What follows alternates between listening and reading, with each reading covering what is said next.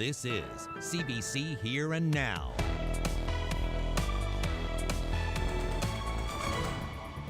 They don't know the source. We're a small community, and they're not comfortable. Harbour Breton remains under lockdown as officials gear up for massive testing. You might want to leave yourself a little bit of more extra time tomorrow morning for your commute. Some snow is on the way for the Avalon. NLC CEO Steve Winter is being criticized again. This time he's accused of withholding hundreds of pages of evidence. Good evening and welcome to Here and Now. I'm Anthony Germain. And I'm Carolyn Stokes. Our top story tonight, one new case of COVID-19 today, and it's in Harbour Breton, where fear about community spread is growing. Now, that community is already under a lockdown since public health officials can't trace the source of the 3 recent cases there. Town council and public health officials are asking people to stay indoors as much as possible. Here Now's Garrett Barry is in Harbour Breton, and as he reports, help is on the way. It's like April all over again. If you don't have to be out, don't go out. And I've heard from a lot of store owners saying that, you will see the husband and wife out shopping, but now they're reverting back to just one of them shopping. Only a handful of non-essential businesses in this town, but some have decided to close, all on their own. And numbers at the school are plummeting. The attendance is very, very low. So, and I've asked, why aren't you sending your children to school? It's because of the uncertainty. Of course, right now is that they don't know the source. We're a small community, and they're not comfortable. It's prompted the NLTA to ask why these schools are even open. A 3rd case today, and still public health is unable to find the source. This community is filled with seniors. It has them worried that COVID-19 could be anywhere. I'm a resident here. I mean, I'm on the go, and I'm saying, well, do I need to go here today? Or should I go wait till I hear that there's more results in? Tomorrow, this Lions Club will be transformed into a wide-scale COVID-19 testing facility. The mayor says 1,000 tests are on their way, and she wants to see them all used. That's enough for half this town. Anybody can go and get it. Has that been done anywhere else? Actually, I was told that this is the first time that it has been done. It'll be here in Harbour Breton. Of course, they hope for 0, but if more cases are found, it could help trace the source of this small outbreak. Like to stress that it's very, very important, for our residents to, get out today, make that appointment, and go get tested. It's for the safety of yourself, your family, your community as a whole. The mayor says the town has bought in, and maybe tomorrow a missing piece that can complete this puzzle. Garrett Barry, CBC News, Harbour Breton. Now with this story, the Chief Medical Officer of Health, Dr. Janice Fitzgerald, posted a video message online today to the residents of Harbour Breton. And in her message, she's asking everyone in the town to get tested, and she's calling on people throughout the province for compassion and understanding. Vilifying a community or the people who live there is not helpful, necessary, or kind. In fact, it can be distinctly unhelpful. We need people to feel it is safe to come forward for testing. If they feel they will be shamed on social media, they will be reluctant to do so, and COVID will go undetected and spread in our communities. I think we can all agree this is not what we want.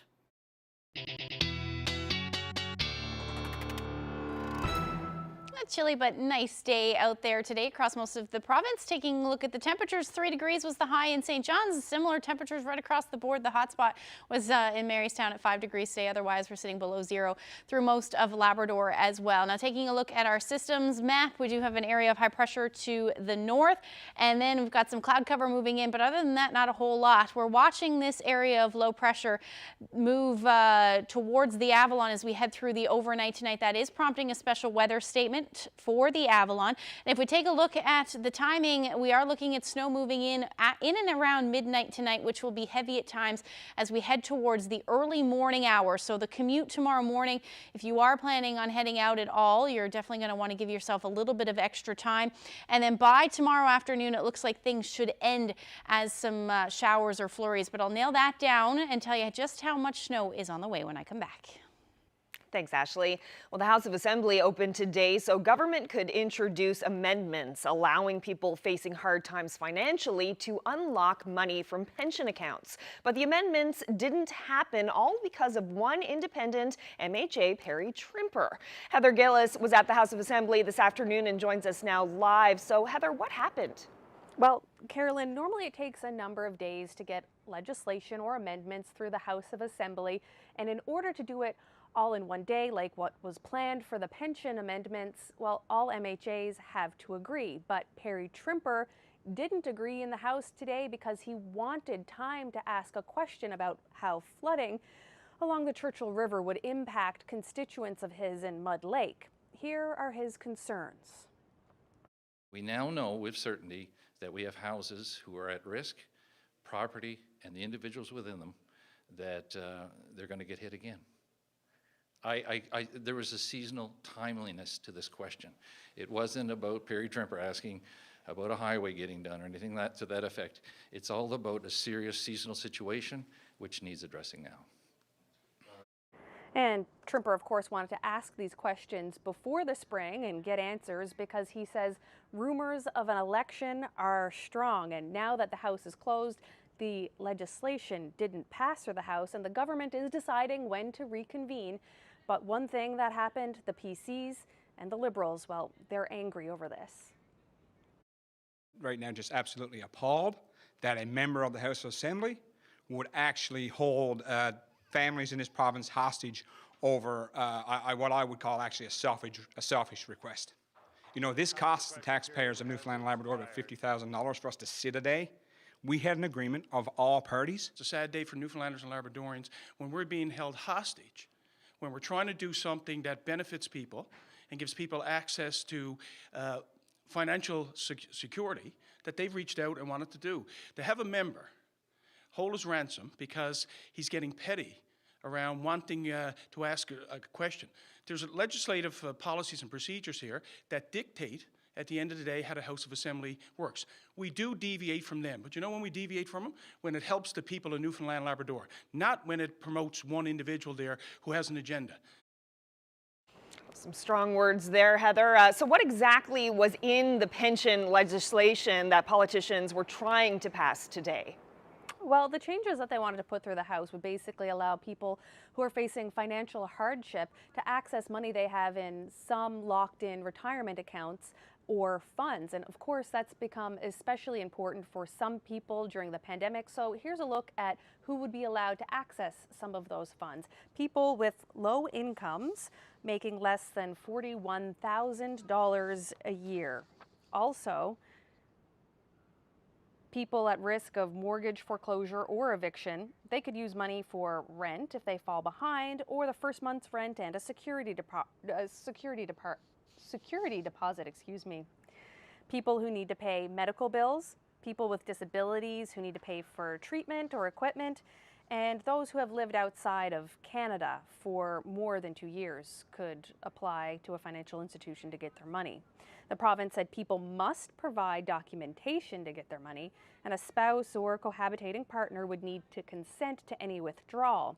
And if you take your money out, of course, you would have to pay tax on that. And this would allow people to take money out of these accounts once a year. But now, of course, it's all up in the air, and the government wanted to get this passed and put into place for March 1st. But of course, it depends now on when the House reopens and the politics of a minority government. Carolyn?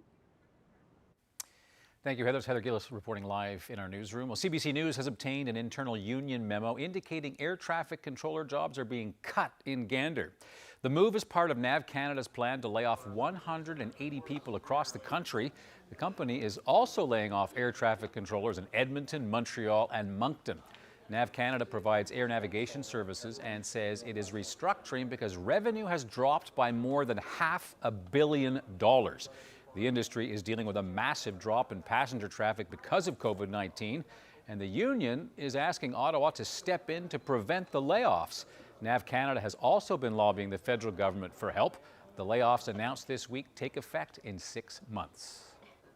The former head of the province's liquor corporation is under fire for withholding evidence in a misconduct investigation. The citizens' representative says Steve Winter, who was fired from the NLC 2 years ago, withheld hundreds of pages of material evidence. Evidence he says would have changed the findings of that report.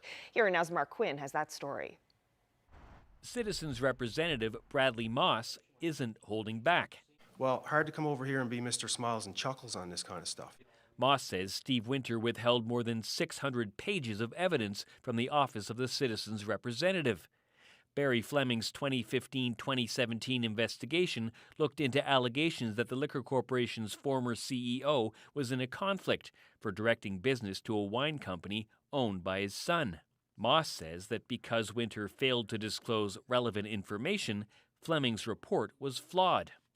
In the absence of hundreds of pages of evidence, I believe he was caused to make erroneous conclusions and was unable to fully achieve his obligations under the Citizens Representative Act. Fleming's 2018 report cleared Winter of wrongdoing. A later investigation by Auditor General Julia Mullally concluded Winter steered millions of dollars through his son's company. Moss says Winter's failure to disclose information is a misconduct. He also said that obstruction of the citizen's representative is an offense, punishable by an up to $500 fine or 3 months imprisonment. Because years have passed since the former representative's investigation, Winter cannot be charged with obstruction. Winter was fired by the NLC in 2018. He didn't respond to requests for comments from CBC or Moss. It's up to him. I mean, I'm not Robert Mueller III, right? So I'm not going to send people down to drag him out of the house. If he wanted to come forward and talk to me, he was given the opportunity under statute to do that. Moss is looking for 2 changes. He wants to see the maximum fine someone can be charged for obstructing his office's investigations increased to $10,000. He also wants to see the time his office has to initiate a prosecution increased to 2 years. Mark Quinn, CBC News, St. John's. An Iranian man convicted of trying to kill his best friend on Signal Hill in April of 2017 has been sentenced to 4 years in jail. Both men were on Ladies' Lookout when the man grabbed his friend and they both tumbled a short distance down the cliff before getting stuck in the bushes. Justice Vikas Kalikar says it was a failed murder-suicide plot. He says he would have given the man 5 years but reduced the sentence to save public money on a prisoner who he says will surely be deported anyways. It was a long and tangled case and it might not be over just yet. His lawyer, Mark Ruschi, says he's appealing the conviction. Different kind of business story now. A local business is expanding. Piper's is returning to Mount Pearl. The former Max Fitness Center, which fire gutted last year, is going to be the new home for the independently owned discount department store. A symbolic sod turning ceremony took place at the corner of Olympic Drive and Ruth Avenue this afternoon. The store is scheduled to open next spring and should create up to 25 jobs. The owners are unfazed by the pandemic or being located so close to the giant Costco nearby. We just feel it's the best time to do it, and we found an opportunity here in Mount Pearl and found a good location, so we thought we'd seize the moment. As long as you give the customers good service and good prices, they'll always be loyal to you, and we continue to do that for the last 38 years. Well, Piper's operates 5 locations in St. John's, CBS, and Bay Roberts. Glenn Skinner says it's his plan to expand across the province over the next decade. Well, after an outcry from the public, the city is addressing its decision to close the Railway Coastal Museum. The mayor says the move was not made lightly. The federal government handed the building to council 20 years ago. The city doesn't intend to sell the building, with the museum being in a steady decline for years, even prior to the pandemic. Council says the space simply isn't being used to its full potential. In a statement today, the city says it hopes to repurpose the building in a way that will respect its history, but also provide new economic opportunities. This is something that we're still working through. We had to make this decision in terms of the budget and in terms of more of a purpose for the building, and there's also been some speculation about the future of the building itself. The building is not going anywhere. The city's not selling the building. Well, as Ashley mentioned last night, the City of St. John's has begun work on the Bannerman Park Loop, and we've got one big change to tell you about this year. A fence will be going up to limit the number of people using the loop at one time. That's to stay in line with the COVID-19 guidelines. One of the things that will probably be necessary is to limit the number of people that will be allowed on the loop. So the fencing is temporary fencing. It'll be put around to secure the area so we can secure the entrance and exit, and we'll have staff there at that time. Well, it's been a busy day for a couple in Conception Bay South who turned their grief into a legacy of kindness. Louise and Bernie Mercer lost 2 children to cancer, and today they hosted a drive-through toy drive to give back to the community that helped them. Cease Hare reports. They came bearing gifts, carload after carload after carload. Toys for families, for children in need, supporting the couple who lost both of their children to the same rare form of brain cancer. First, it was 9-year-old Alex, 18 years ago. Then 15-year-old Riley, 11 years later. The anniversary is the day the couple collects toys to not only honor the memory of their children, but to also give back to those who supported them in their darkest hour. Cecil, it's just amazing, that when we were in our sickness with Riley, how the community and everybody else came out, support us. So it gives us a heartwarming feeling just to be able to pay all this forward in Alex and Riley's name. Normally each year, people attending the memorial service inside the Salvation Army Church brings a toy with them. But the pandemic put a stop to that this year. We would have a gift procession. Everybody would bring up their own toy sometime through the service, but this year, due to COVID, we have so many restrictions that we have to stay close to the public. Myself and Bern are outside receiving the toys, and it's really nice to speak to the people when they come up, and some are friends and some are strangers, but it's really nice to get to see everybody come out and support us once again. The Mercers say what started out as a family event to help the healing process has turned into a community event. I just wanted to give, and Louise and oh my gosh, I can't think of his name. Bern, I know him, right? They do such an awesome job that it's a good, worthy cause, and it makes you feel good. Why is it important to drop something off? Because with these people, for what they've gone through and what they're doing, it's just unreal. We couldn't pass it up.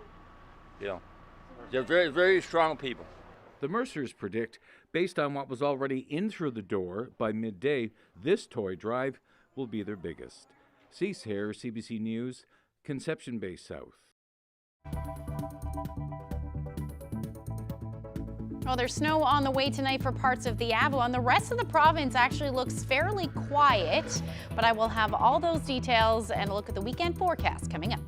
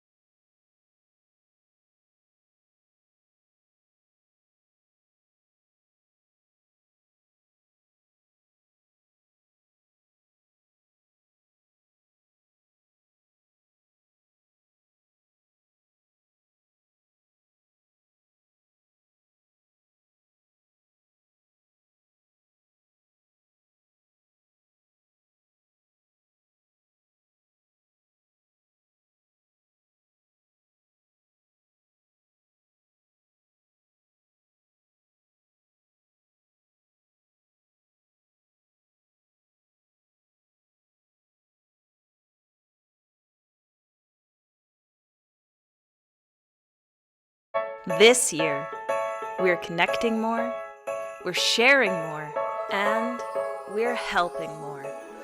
This season, whatever kind of season you make it, make the season kind.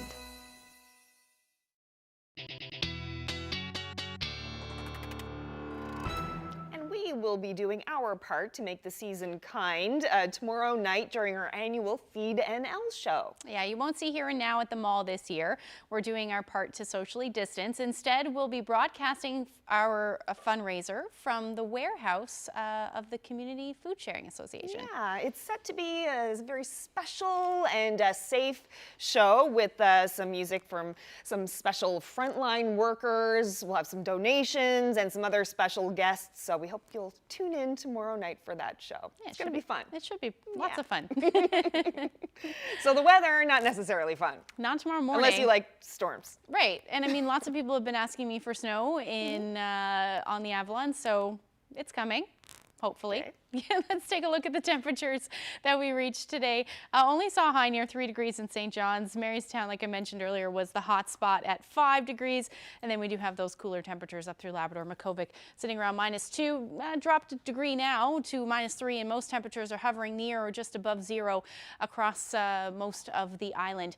Now taking a look at the satellite radar, wasn't a bad day. Did see some sunshine peek through, some clouds move back in, and then we do have some flurries or light snow happening along the west coast. That's generally the story as we head through the night tonight, but we are watching an area of low pressure that is going to track just south of the Avalon, and depending on how close or how far it tracks could change what actually happens tonight. Don't have a super high confidence in just the amount of snow that's going to fall, but the potential is certainly there. It'll happen, or at least start, in and around midnight. We'll see some heavy snow at times into the early morning hours, and that will continue into through the morning commute rather. So maybe give yourself a little bit extra time if you have to head out tomorrow morning. This is where we should be sitting temperature-wise tonight, hovering around the 0 degree mark for the Avalon. Winds will be out of the northeast, 30 to 50 kilometers per hour, and then the flurry potential pretty much across the board, even up through Labrador as well. Temperatures will be the coolest in Lab City at -12.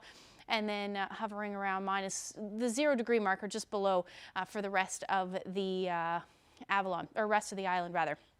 This is what I'm thinking for tomorrow morning as far as snowfall goes. Again, most of this will fall tonight into the early morning hours tomorrow. Good chance that some of us will see 5 to 10 centimeters. I'm thinking western areas of the Avalon will see a little bit less, maybe closer to 5 centimeters, but there is the potential, again, depending on how close this low actually tracks, that some areas in eastern Avalon, particularly in the higher elevations, could see 10, maybe even 15 centimeters locally.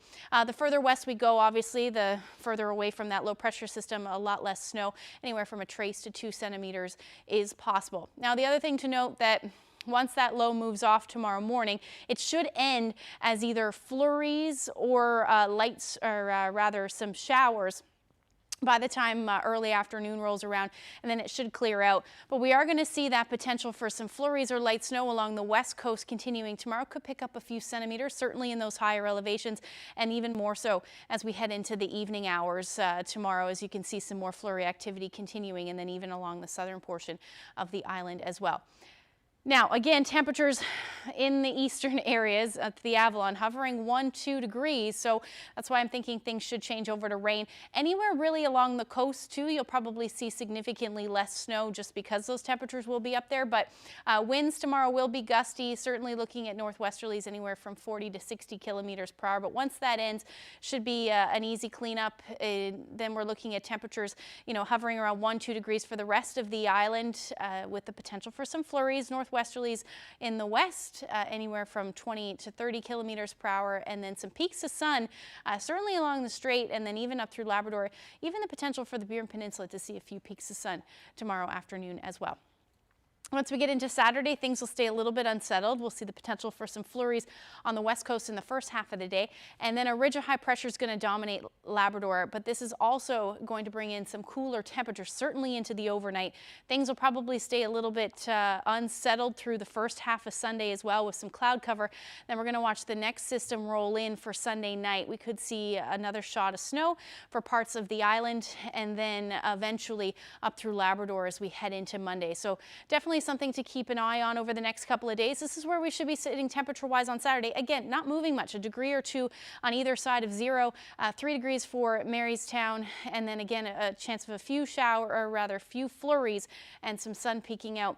Temperatures will dip back down into the minus double digits for Lab City. And then even into Sunday, dipping even more, and that colder air moving right back in. So we're looking at dipping back below zero for most of the island, with that potential for some snow again moving in through the day. Once we get past that low pressure system looks like it'll bring in a little bit of warmer air. So we could see things change over to rain, certainly into Tuesday as well. So something to keep an eye on, but those temperatures will dip right back down by midweek next week. And then for central Newfoundland, you're looking at a similar forecast, up above zero by Monday. Could be seeing some rain in that depending on the track again, and then by Tuesday back to snow, even a few peaks of sun in the mix. For eastern Labrador, look at your temperatures overnight Saturday into Sunday, dipping into the minus 20s. That's the story for Lab West as well, even flirting with the minus 30 degree range. So definitely going to be a cold night Saturday night and into the first half of Sunday. Wanted to share this shot, speaking of Labrador and cold temperatures. Look at the frost on the trees in Nain. Thank you so much to Wilson for sharing that.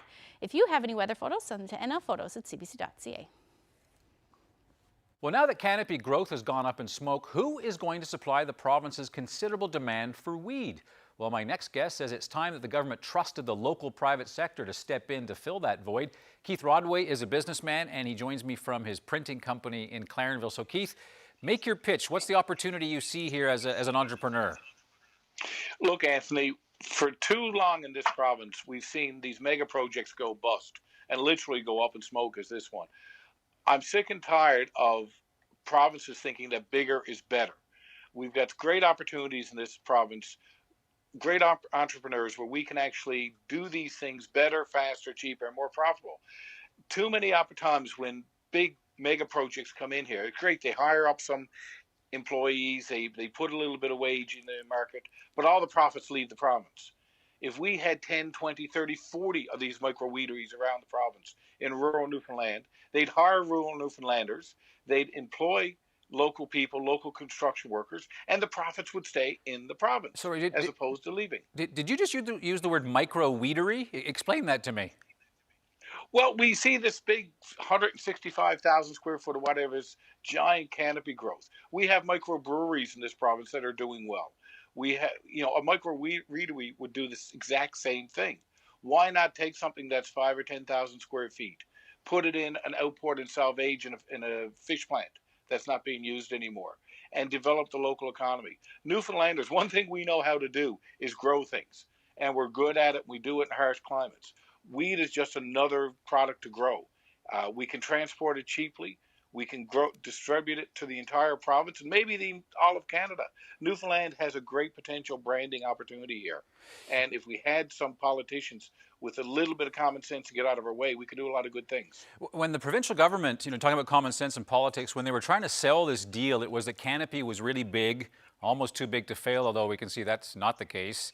What concerns would we be looking at in terms of having the quality and the quantity that's required? This is all regulated by Health Canada, so quality is going to be good no matter who does it. I'm not suggesting that Keith Rodway start growing weed out of his basement and sell it. Those days are gone. What I'm suggesting is that we work with both levels of government to encourage and educate entrepreneurs on how to be successful in this industry. Leave it to Newfoundland to figure out how not to make money in marijuana.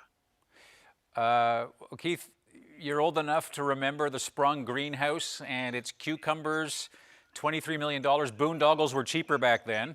Maybe we should bring that kind of greenhouse technology back. Well, the one thing Sprung Greenhouse did grow was marijuana. Maybe they should teach us how to do it properly again. I'm not sure if that's the case.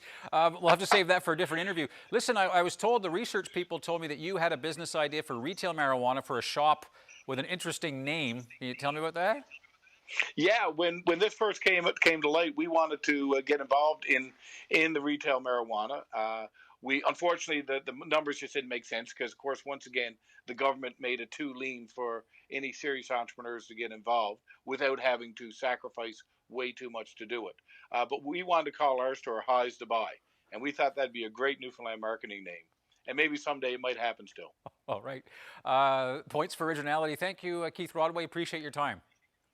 No worries. All the best, my friend. Thanks.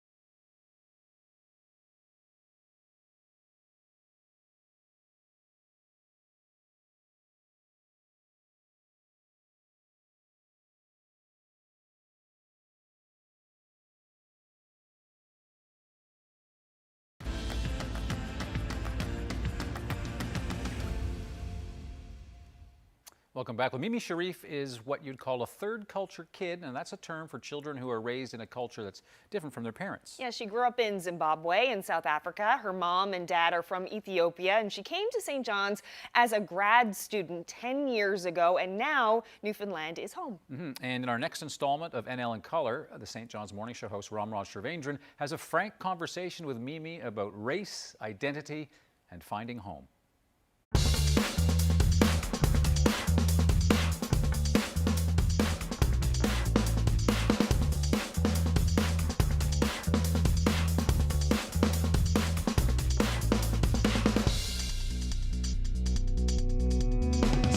Chair, there's actually something. Can you pick it up? Huh. That's me. Are you gonna take this, or? If you can tell me who's in that picture and describe it for me, what that moment is.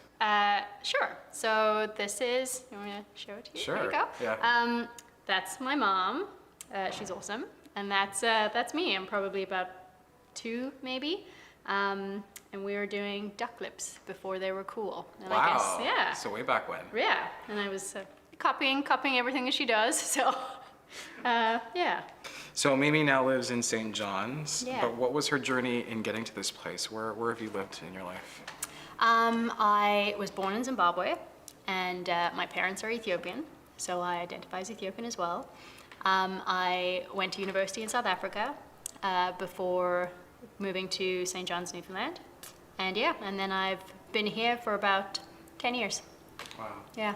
Do you get asked that question? Like, where, not that question specifically, but where are you from? Do you get asked that a lot? Oh yeah, all the time. And All the time. how do you feel about getting asked? Living here 10 years now, how do you feel about getting asked that question? I mean, I feel like it's a normal question to ask people. I feel personally that it might be unrealistic for people to just expect that I'm from here, just given that I think, immigration is fairly new in Newfoundland. And so now, maybe if we look 20, 30 years into the future, yes, I can imagine the kids who are now, of immigrants that are being born here would be like, asking that more. But I think for myself personally, I think it's a reasonable question to ask. Doesn't mean that sometimes you get tired from answering it, but I have no problems with anybody asking. So you mentioned just a little earlier there that you've lived in a few places, Zimbabwe, South Africa, here. Have any of these places felt like home, or have all of these places felt like home? What's the connection to these places you lived in and now? I think, home is I think it's like a personal question and like an answer for everybody. Zimbabwe was home, like that is like my childhood home. That is where I grew up. That's where my childhood friends are. That's where I have really happy childhood memories. Funny enough, I think Ethiopia is a home too, even though I've never actually lived there before. But I grew up in an Ethiopian household, so I feel like that's a home too.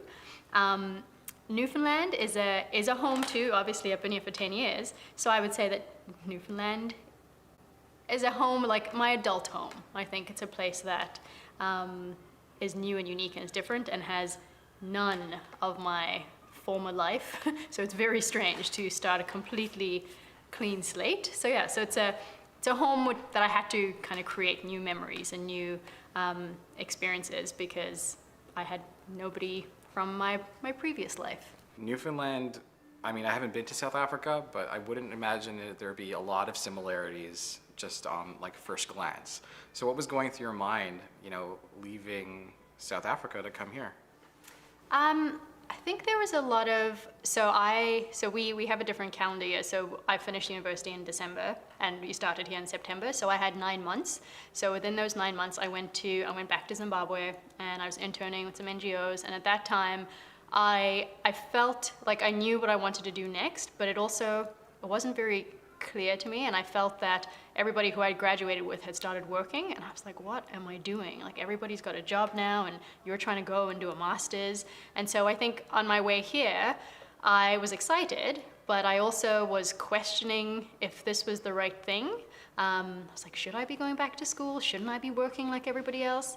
And then also, I knew nothing about Newfoundland, so there was a bit of excitement. I don't mind a new adventure, and so I thought, and it was 2 years. You can do anything for 2 years. So I was like, I'm gonna go to this island, it's gonna be amazing. My dad tells me it's super windy and rainy, but that's fine. Like, Had your father been here, or how did he know? He hadn't, he did research. He reminded me as if he'd been here. So yeah, no, so it was a mixture. So I think it was excitement, it was like a little bit of apprehension, and I was hopeful. I was hopeful that I was making the right choice. And then 10 years later, you're here. But when you first got here, what was the experience like? How did you feel? When I first got here, I know about my first day here. I know my feelings, and I was like, "What have I done?" That's the truth. Why did you feel that way?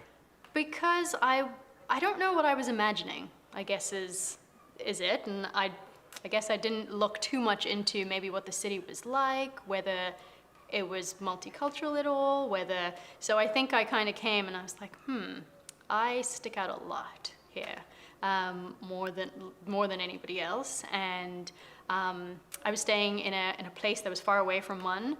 Well, I mean, I thought it was far away, but it was Torbay Road. It wasn't that far. But at the time, it felt like it was far. And so I was like, in the middle of nowhere. I don't see any people. There were no people around. It was very quiet. And I'm used to like noise around. So yeah, so the first, and it was a public holiday. So it was a little lonely the first day by myself in my hotel room. Did that theme come up for you throughout the last 10 years at all, of feeling like you stuck out? Oh yeah, I call myself Spot the Dot. Spot the Dot? Yeah. Why? Because I stand out in a sea of white faces. I am one brown dot sometimes. So. Can you tell me about a time where, like an example of what that looks like, of an experience that's happened? Sure, I mean, there's many, but I think maybe one that sticks out is soon after I came, I actually found a room on Kijiji, and I moved in with two amazing girls who became good friends of mine, and they invited me around the bay for my first like vacation. And so we went out to kind of the New Harbour Dildo area, and she said that we were going to go to a shed party, and I was like, a shed party? Okay, so we went out into the shed, and then I needed the bathroom, and so I asked to go to the bathroom. And so they were like, oh, you got to go into the main house. So I said, okay. So I just ran out and I went to the main house and I walked inside, and there was the family of my friend's friend, and they were all in there, and everybody stopped and just looked at me. And I was like, hi. And then I realized, I was like, oh, they're probably wondering who in the world I am. So I was like, hi, I'm Ashley's friend, and I'm looking for the bathroom. And then we got chatting. So then they started talking, and they were like, could we take a picture with you? And I was like, sure. They were like, we've never met anybody from Zimbabwe before. Like, we've never met, and so I was like, sure, no problem. So we took a picture, so I had a photo shoot, and I was bursting for the toilet. And anyway, so eventually we had a grand chat, and then I went to the bathroom, and I was like, what just happened? And I think that's kind of a theme that went through, and then I had to equate it back to my own life. And you remember, like, why would, I guess, if you haven't met someone from Zimbabwe, why would you? I think I had a very different background, I guess, growing up. Like, I grew up with all kinds of people. So I had to kind of stop and remember that's not everybody's experience. And I came to a place that's pretty homogenous, so. In processing that, like, to say that, understanding that people might have had experience with folks like yourself, outside of processing it and rationalizing it or understanding it, really, it sounds like, what were you feeling about that? Like, did you feel uncomfortable by it? Did you feel flattered by it? What was going through your mind as opposed to the way you genuinely felt about the experience? I think I definitely had mixed emotions, because on the one hand, I felt a great sense of responsibility, which seems strange, but I felt like I had to represent every African from every country, from the whole continent. The whole continent. So the whole continent, so all 54 countries, I was representing them. And it was even from like the smallest things that I would do. So I mentioned I lived on Elizabeth Avenue, and if you're familiar with where Mun is, there's like a crosswalk. Okay. And it would be a lot easier to just run across the road, because it was literally directly across the Arts and Admin building. And I would stop myself and be like, walk 5 minutes up the street, Mimi, and go across the crosswalk, because people are going to think that brown people don't know what a crosswalk is. It was ridiculous. Like, I don't even know where this came from, but that played the back of my mind a lot, is everything you do is a reflection of every other person that looks different. NL in Color will be back after this commercial break.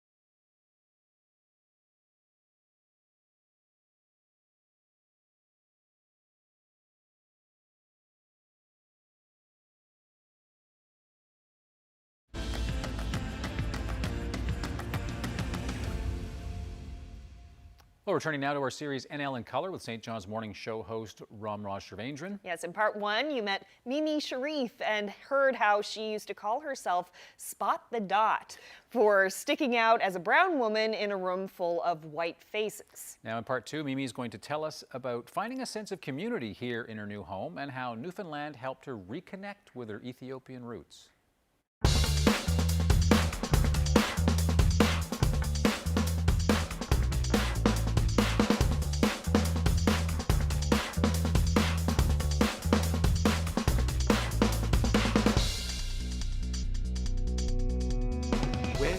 Life here, or in the last 10 years, since you've come to Newfoundland, when have you felt the most connected to a group of people?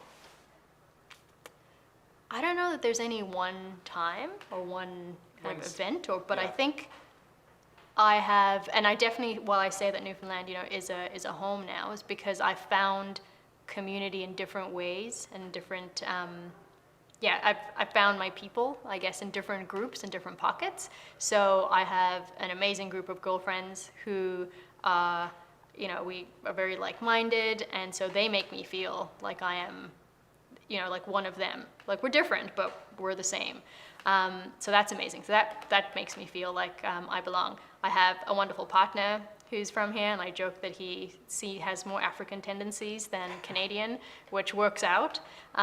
So that makes me feel like I'm here. My co-workers, I work with a very fun company, and our CEO is Egyptian, so that's different too, I think, in Newfoundland as well. So to have an immigrant boss is different, but that also kind of grounds me here. So I've found, like, I guess my sense of belonging, like parts of my personality, in different places and in different people. So I wouldn't say it's one defining moment. I felt more and more connected as these parts of my life kind of developed. So you mentioned parts, but you do have a unique, I guess, it's called a third culture experience, or a third culture kid, in growing up in different places and having that. Have you ever encountered others that have that similar experience, that have that similar journey, and engaged with them and felt any point of connection there? Yes, and I think that their experiences are different. So when you talk about third culture kids, so it's anybody that has grown up in a place that isn't of their parents' origin, and so people would have different experiences, but similar in the way that they feel, where they're like, where do I belong? Whereas when somebody asks you where you're from, why do we freeze? Like, why do we kind of go through all of the different answers that we want to give at that particular time? So I think we have similar questions and apprehensions, but I think their experiences might be slightly different in the way that they experience or see the world. You mentioned you've gone back home to Ethiopia, where you weren't raised per se. No, yeah. Is there a time that you felt connected to that place? Like, what was the time that you felt the most connected to that place, or the people there? Oh, yeah. So I've been going there since I was a child, so to visit my grandparents, but I'd never been there as an adult. And so it's funny that MUN actually gave me the opportunity to go back. So I went, as part of my master's program, I went to Ethiopia and did a 4-month internship there at the UN. And that was, I think, the time in my life when I felt the most connected to a place and a people. And so 2010 rings out to me. And I always find it funny that Newfoundland, the place where I stuck out the most, was the place that provided that opportunity for me to then go somewhere to feel the most connected with anybody around. So that was those 4 months in Ethiopia. And I was around people that were like me, so third culture kids, or people from the diaspora, which is what the Ethiopians would say. So people whose parents are Ethiopian, grew up in different places, but have all come back to try and do work or learn more. If you were to meet a young Ethiopian girl who's lived in a bunch of places, let's put it that way, similar to your experience, who's either being born into this country or coming here at a young age, what would you want to tell them about this place, about what you've learned in your time here, around navigating life? Own it. I would say own it. I think I think it was like Oscar Wilde who'd said, be yourself because everybody else is taken. And I think at times you might feel like you just want to fit in. You want to be like everybody else. You want to be in a box because it's safe there and it's great and you don't stick out. But own it. When you grow up, you will be so excited to realize all these like different facets of your life, and you'll realize that it makes you different and unique, and that's exciting. And I think if they're coming specifically to Newfoundland, my experience in Newfoundland, so I will tell her, has been extremely positive. Like, she will find a place where if she wants to, she can bring a part of herself and try and add a sprinkle of of flavor and zhuzh to a different place.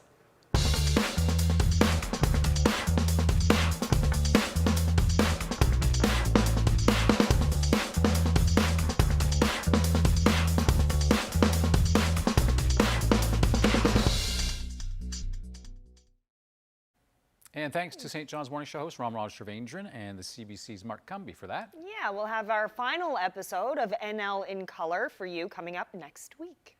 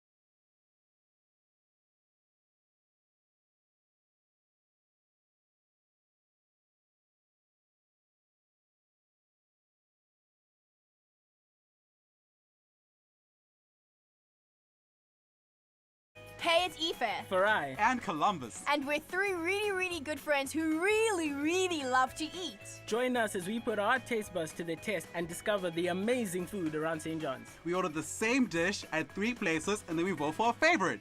Let's get stuffed! Welcome back. In national news, the premiers are calling on the federal government to increase its annual health care funding, and they broached the subject at a virtual meeting with Prime Minister Justin Trudeau today. We all have today the duty to come together to ensure funding for healthcare. I think that's what all Canadians expect us. The premiers want Ottawa to increase its contribution from 22% to 35% of overall costs. That would amount to a $28 billion increase. They say this boost is needed to meet rising costs created by an aging population and new medical technologies and drugs. In his opening remarks, Trudeau said healthcare funding is a priority, but he focused primarily on dealing with the COVID-19 pandemic. Ottawa is scheduled to transfer close to $42 billion to the provinces this year. Yeah, there we go. So there we go. So tomorrow our special show, we're not going to be at the mall sort of fighting each other and rapping and all that kind of thing, but it'll still be a great show tomorrow, all about kindness, and you don't want to miss it. Yep, our Feed and L show to raise money for the Community Food Sharing Association. Hope to see you tomorrow. Bye now. Good night.